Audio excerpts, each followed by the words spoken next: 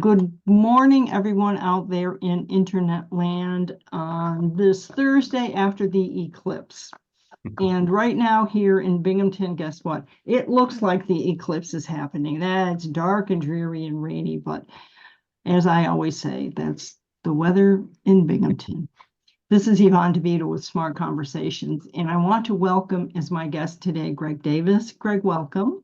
Thanks so much for having me, Yvonne. And like your weather in New York, it's very similar here with cloudiness and rain approaching Philadelphia. I know the sun will come out eventually, right?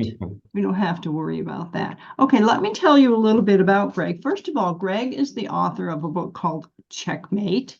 And you'll see I have all my little tabs. I'm going to read a little bit from the book. Tips and lessons to help you make the right moves to achieve happiness. But let me tell you about Greg before we talk about his book and many other things.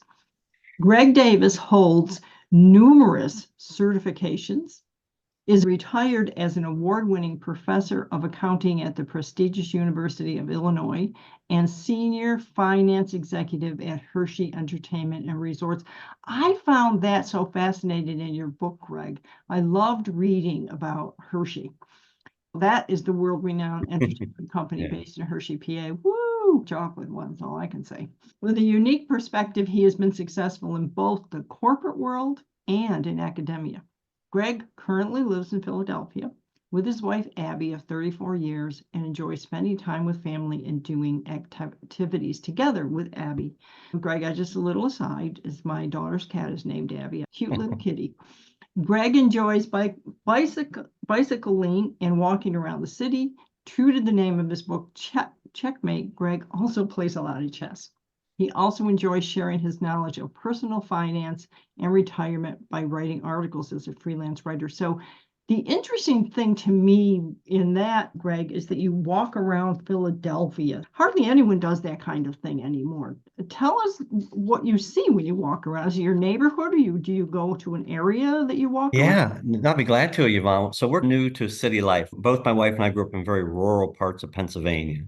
We had moved to Champaign for 7 years when I taught out at the University of Illinois, and that was like small city life, quite honestly, right? Small college town.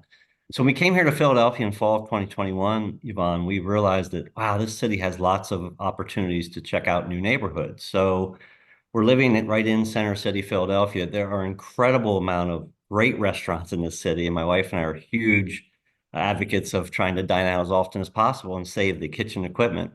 Mhm, So we walk to restaurants quite a bit, and we wouldn't take walks. There's so much history here in Philadelphia, of mhm. course.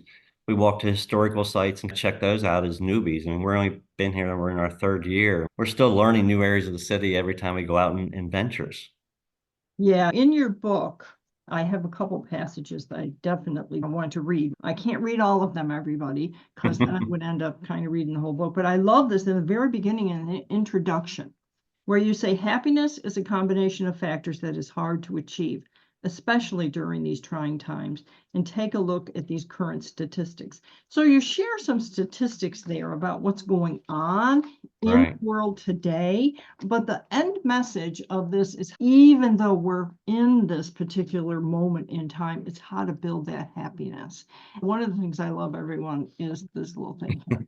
Oh, happy face. I love that little happy face on the cover. And then you talk about page 28. It appears that writing was in my blood from an early age. My sister-in-law Lynn found my first written document in April 2022 in one of Doug's family heirloom boxes, which was a three-page masterpiece written for a fifth grade assignment. Maybe it was in your blood, and maybe it was saying to you, you've got to write this book. But how did you decide that this is the book that you should write? Yeah, that's a great question, Yvonne. I'll be honest, I'm not a writer by nature, other than that three-page document that you read about there in the early part of my book. I was never much of a writer. I'm much better because of my accounting background with numbers. So my forte is numbers. But when I was teaching at the University of Illinois, this is an interesting story. I was doing one-on-one coffee chats with one of my students where I would take them down in the lobby and I'd buy them a cup of coffee and we just talk about things other than accounting because that was for the classroom. A Right. lot of questions I would get from students in those one-on-one coffee chats, kind of like you're drinking coffee now, was more along the lines of how did you get into your career and how did you switch careers from business to academia? At the end of one of those conversations, this young student, he was 22 at the time, looked up and says, "You're a wealth of knowledge. You should write a book about your life lessons." And I laughed and Mhm. said, "That's just not going to happen. I'm not a writer." But the more and more I thought about it, Yvonne, as I got closer to retirement, I thought, you know what? That might be a great bucket list item for when I do enter the retirement phase of my life. And that's what I did in my first 15 months of my retirement. So I thank that student. I wish I'd remembered his name, but he was the one that kind of led me through the book writing concept. That's awesome. But in the book, you tell a lot of stories. And that's one of the things I really like is the storytelling. And some of them are sad stories. Hmm. Some of them are what I would call roundabout success stories. Getting the academia job Hmm. was in a roundabout thing. Yeah, let me talk about that. This is something that I'm sure your listeners can be very in tune with. Is we all face different opportunities in our careers, right? They don't always go according to plan as we originally think through them. And for me, I was very lucky. I worked at Hershey Entertainment Resorts in Hershey, PA for 23 years. And that's the company that provides the non-chocolate side of the offerings in Hershey. So Mm-hmm. for the amusement park, we're the Mhm. hotels. We have a sports team, the Hershey Bears hockey team, and we offer lots of concerts and stadiums for entertainment venues.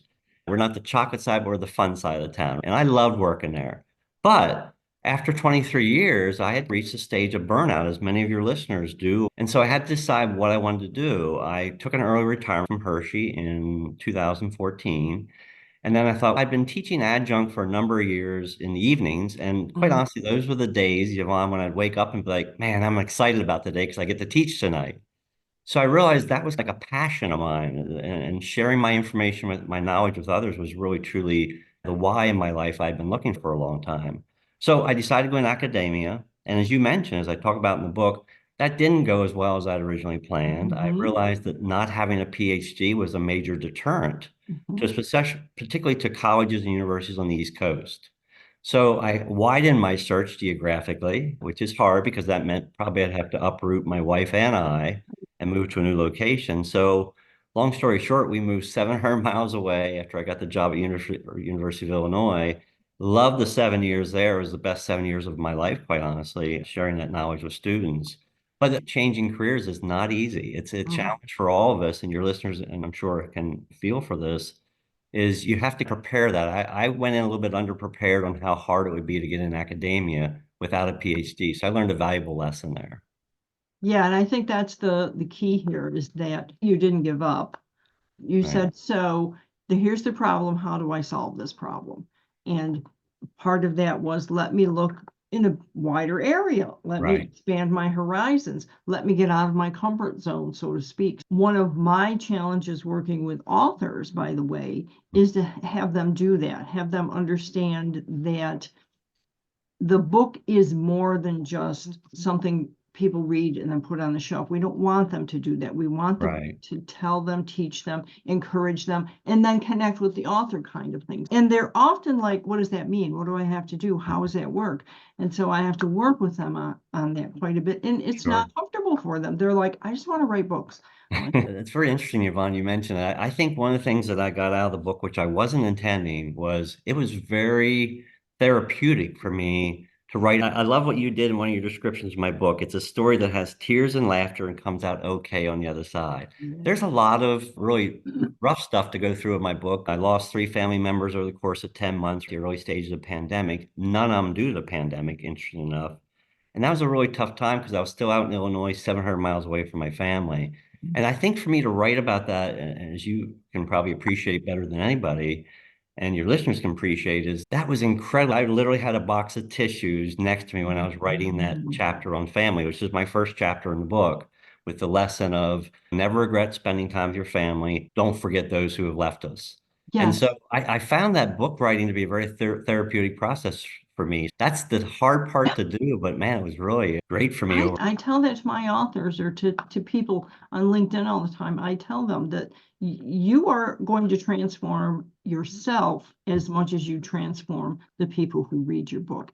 And you will come up with stories that you have forgotten. I had one author in Australia, and we were just having our weekly meeting, and I asked him a question, and he started talking about the story from his childhood, and he was getting all choked up, and he said, it still makes me get a little teary-eyed. Sure. Where is that in the book? And he's, I didn't think about putting it in the book. I said, we're putting it in the book.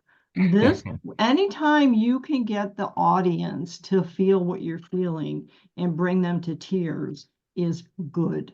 I'll tell you a quick story. I just was on a podcast last week with a podcaster from Australia, interesting enough. And we were talking about the family chapter of my book, right? The first chapters we just discussed. And literally, I was telling some stories about my brothers in that podcast, and she started telling a story that was obviously very difficult for her to share about an aunt who she had just lost in the last 6 months. And quite honestly, she broke down crying during the podcast. As you said, this is what evokes feelings in all of us as listeners to Yes. podcast or to readers of books. And it's hard for us to get that out there sometimes. That's the vulnerability that Right. we have to learn to share. And you found a way to do that in your book, and you did it really well. I want to talk about how the writing part was the easy part, but tell me about the title. Yeah, the title is interesting. I came up with that when I first started writing. The way I wrote the book was I took a 5-month course writing program through Georgetown University in DC. And they had a professor there, Eric Keister, who has done this now for I think like 7, 8 years in a manuscripts program. And he's gotten thousands of people who have now become authors. So it's a great program. But I think for me, the title was initially just an analogy that I wanted to use chess in some way to bring across the story in the book, which was, how do you seek happiness? I really didn't think that title would stick, to be honest. And I think I remember maybe reaching out to you early on. You weren't wild about the title. So I've had mixed emotions on the title because a lot of people thought, okay, this is another book about chess. How boring. I'm not going to buy that book. Mm-hmm. But actually, the title was my concept of the game of life being very analogous to the game of chess. And I truly do think, as I point out in each chapter, I draw conclusions that there are similarities between the two items, chess and life, and that you face so many obstacles in a game of chess, just like we do in life. The real challenge for all of us is how to overcome them and attain our checkmate or our happiness in life. So that's where the title came from. I honestly didn't think it would stick. But when it went to the publishers, through Georgetown, we went to a publisher called New Degree Press. They actually liked the title and the irony of the title. And that's how we got the cover with the chessboard and so forth. Yeah, we're not going to get into that, but I did foresee a different kind of a cover Gotcha. title. But you do mention and you do bring chess into the story. It's not like it's just the cover. It is actually part of the story. Towards the end of the book where you say, so how complex is the game of chess? There are over 318 billion different possible positions after just 4 moves from each player. The number of distinct 40-move games in chess is far greater than the number of electrons in the observable universe. I know it's striking, right? Yeah, that's, oh, holy cow. And I don't play chess, so I only related to it tangentially, knowing a little bit about it. So let's talk a little bit now about the fact that, oh, we wrote the book, we got the book published. What happens next? That was the easy part, right? Honestly, for me, that was a very challenging part, was writing the book. And I really thought, as probably a lot of authors do, I thought after 15 months, I was literally exhausted after writing the book. Yeah. I thought, thank goodness it's done. I'll just let this thing out there on Amazon and we'll sell thousands of copies. That just doesn't happen, as you clearly know. And as I very harshly found out, that it had its initial bump. Literally yesterday was the 1 year anniversary. So that was exciting. But I remember last year in April, I was so excited. Okay, I'm done with the writing. I'm going to just let this thing sell. I had a little bit of a bump in April, May when I had some book signings and so forth. My students from University of Illinois were absolutely amazing as far as their support. And I got a lot of my Amazon reviews from some of my students at University of Illinois. So I thank them for that. But to your point, that was not the end of the of the journey. That was really just the start of it. And I'm not a social media person. I just recently got into Instagram. I use LinkedIn quite a bit, but I'm not on other things such as Facebook and TikTok and so forth.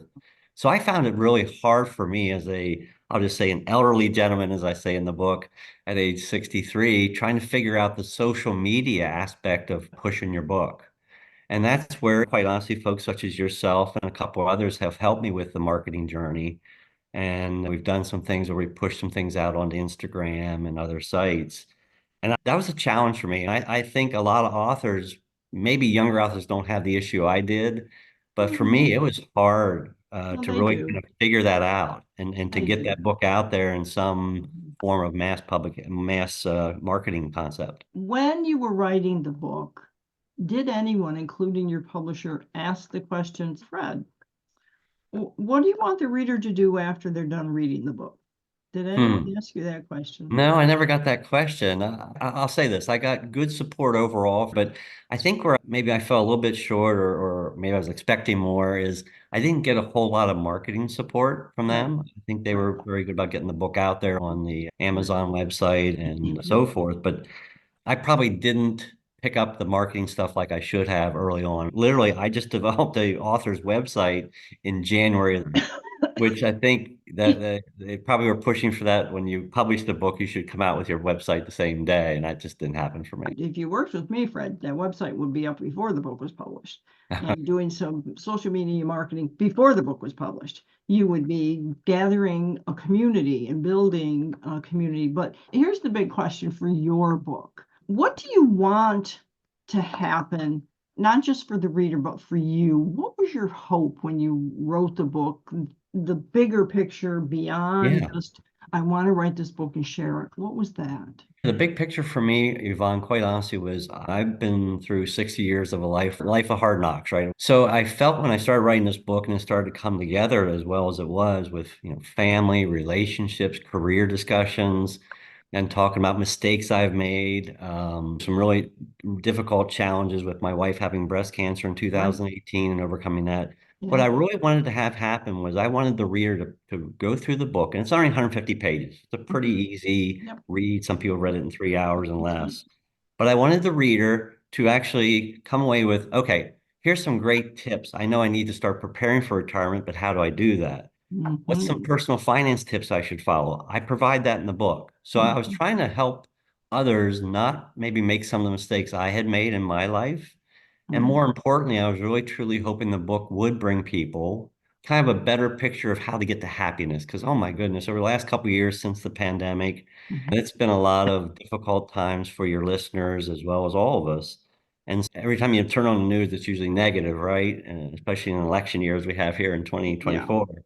So I think the book for me was a way of sharing my knowledge with others and bringing them some happiness and some positiveness into their life by not falling into some of the traps maybe I did in my life Right. and career. Right. Did you conceive of, for instance, the community that I just said, had we Mhm. worked together, we would try to build while the book was being written? The thing I want my authors, especially when they write a book like this, or we have business books, I'm working with a psychiatrist, I'm working with someone who does body language, Mhm. market research kind of things. I say to them all the time, you don't want someone to read the book and then put it on the shelf, because that does not achieve the purpose that you wrote the book. Even with a novel today, the average person wants to connect with that author, and they Mhm. have the ability to do it through social media. I want my authors to understand is that there is something beyond that. I want my authors to say, how can I now share this with people to maybe just pull the 5 tips out and create a PDF to share? Or could Mhm. I set up a webinar and invite people and say, let's talk about your retirement plan or happiness or whatever it is? And the whole goal is, again, to connect the author with the reader. Yeah, I love that idea. One of the things I've talked about along those lines, Yvonne, is I've actually talked to a couple folks about maybe developing an online course with the Mm-hmm. concepts from the book because I have a professor background, so there's the teaching in me that is wanting to get out again and share some of these great concepts from Checkmate. So I have talked about that. I haven't started the process. I'm actually reviewing some providers of those online courses, but that's something I am trying to do here, I'll say in maybe the second half of 2024 is I, share those I concepts in like that. an online course. And I love your idea. Maybe it's just somebody else said, why don't you just do a YouTube video where you share your 5 personal finance tips and go through that? I haven't done that yet. As I do with my authors, I would be working with you to think about what is that PDF that you can offer on your website Okay. and what are the resources. So when the book is being written, we often leave certain things out so we can turn them into resources that people can access on the website. And so if you enjoyed this chapter or words to that effect, here's a link, go to this and Gotcha. download the resources. And again, that connects you to the reader. The readers Sure. really want to have that personal connection. So I would encourage you to do that course. And I Okay. would encourage you to do some videos. The real key, though, is, as you found with the book, you can do the courses and you can do the videos. And what happens if nobody comes? It's like that blog post I wrote last year, and it was called, "Oh, so you have an Amazon bestseller today. So what?" Because today, done and gone. A week from now, what's happening? Where is your book? Who's buying it? Who even knows it's there? You have to do the work for that. That's what we do. We don't do the work. We teach Gotcha. people how to do the work. But the point is that you do have a lot of opportunities with this book. I think the focus on happiness is something to think about because it's such a big topic. Everyone today, Sure. as you said, we're in this bubble of discontent. Yeah, that's a good And way to say everyone's it. unhappy in one way or another. And if you can provide little tips and tricks on how to get over that and be happy, why not? It's all part of your book. So the other thing is you talk about how family is very important. And I wanted to touch upon that before we go, because I told you before we actually started recording how I had moved back to New York from Colorado to Right. be near family. And too often when we're in whatever career or business we're in, it's like we're going. If I miss that piano recital, I'll make the next one. If I miss that gymnastics meet, I'll make the next one. And then we don't. Talk about that. First of all, I grew up in a family where I had 4 siblings, and we grew up on a farm, Yvonne, in rural part of Pennsylvania, a little town called York Springs. And I think that was a great way for me to grow up in a very hardworking family environment. I learned the value of a dollar. We didn't have a lot of money as farmers, and so I was always very cost conscious. It was probably what put me into accounting as a career. And I learned from my siblings, quite honestly, how to work hard and move ahead. They all had really successful careers, some in teaching, some in business. So I think that was important for me, is to understand that family was a very key ingredient in my success in life. And that's why I put it in the first chapter of the book, Checkmate. I wanted people to understand that that was primary for me, is my family. And that's one of the reasons why after 7 years of teaching at University of Illinois, my wife and I did move back to Pennsylvania. Both she and I have family members in the Philadelphia area within 2 hours of here, both our family members. We're very lucky that we have a very close-knit family on both sides. And unfortunately, I lost a couple of members there, 3 members during 10 months when I was out in Illinois. I think that was the time frame, Yvonne, that made me appreciate that I need to get back to family. And that was a really rough time. And it brought me back here to Pennsylvania. And now we're loving being close. Before, when we were both working, my wife and I, we would miss track meets, we would miss baseball games. We miss all these key events that our siblings and their children were having. So it's just nice to be back in the area now and be able to attend those events. I think family, if you're lucky enough to have a close-knit family like I am also, then we need to understand that when those moments are gone, they're gone. You can always have another meeting. You can always revise your presentation. You can always do things, but when you miss a family dinner or you miss Right. this or that with the family, it's gone. It's gone. You can't get it back. And it leaves emptiness in the It people who does. are sitting there wishing that you were there and you aren't. So I Yep, really true. like that. I do like that. For me, I think that the valuable part of this book, while there was a good bit of teaching on tips for retirement, which I thought was very good, I really love the family angle. I really love the stories about your siblings and your wife and yourself and things and your students. What I want people to take away from this is that Greg Davis has written a great book called Checkmate. You see it behind him. I am going to applaud you for that because I tell my authors all the time, when you're on camera, please have your book in the background. And it's an easy, quick read, but it's also, I have underlines, I have my tabs and all this stuff. It's that kind of book where there are going to be things that you want to share with others. So my recommendation is that you go to Amazon and you buy the book, and then you buy 5 more because you want to give them out to your friends and family.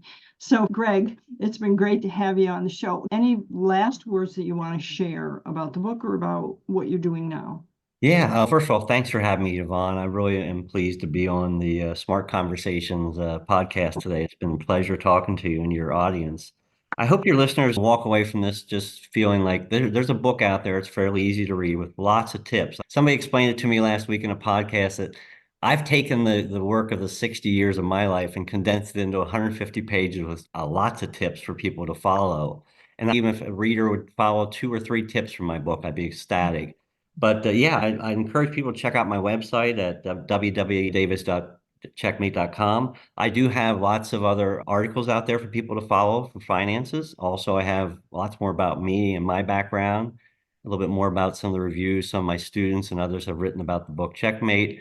And lastly, if you really want an exciting thing, I have a signed book that I offer on my website for Awesome. people. So that's even better than what you get from Amazon. I love it. I think that's awesome, Greg. I think that is really awesome. Everyone, this has been such a fantastic call and podcast with Greg today. And Greg, when I received the book and not knowing much about chess, I did go through it fairly quickly, but it's also the kind of book that I went back I and love that. read a paragraph here or there. I'd be a few pages and I go back and say, wait a minute, I want to read this part again over because I wanted to really understand. And I think you did a good job of that. I You did appreciate that. very Thank well. you so much. So I tell people all the time that you have to tell stories. And I am now moving aside, and now I'm going to say you have to share stories because I don't want you just to tell it. I don't want you just to tell me. I want to be in the story. I want to be part of the story. So I teach people how to share a story. But anyway, Greg, when are you writing your next book? It's funny, a lot of people have asked me in the last month or so, when is Checkmate 2 coming out? And I said, honestly, I think at this age, I thought I only had one book in me. I'm now writing articles for a retirement website based in California, and I've written roughly 25 articles for them since last fall. And those are great writings that could possibly be the makings of a second book if I were to go down that line. And if I were to do that, Yvonne, I think I'd have to make sure you're part of that experience. I'll tell you a secret, Greg. I don't want you to write that book. You can write Okay. that book and I can help you with it. I want you to write the book about growing up with your siblings because those are the stories I want to read. Those are the things that led you to where you are today. A little more personal, but in writing it, you're also capturing a part of history that is not taught anywhere else, and nobody else has that history but you. I'm going to leave you with that little thing Okay. in your brain, and you think about that. And everyone, we are so happy that you were here with us today at Smart Conversations. I'm Yvonne DeVita from Master Book Builders. We talked to Greg Davis about his book, Checkmate. Thank you, Greg.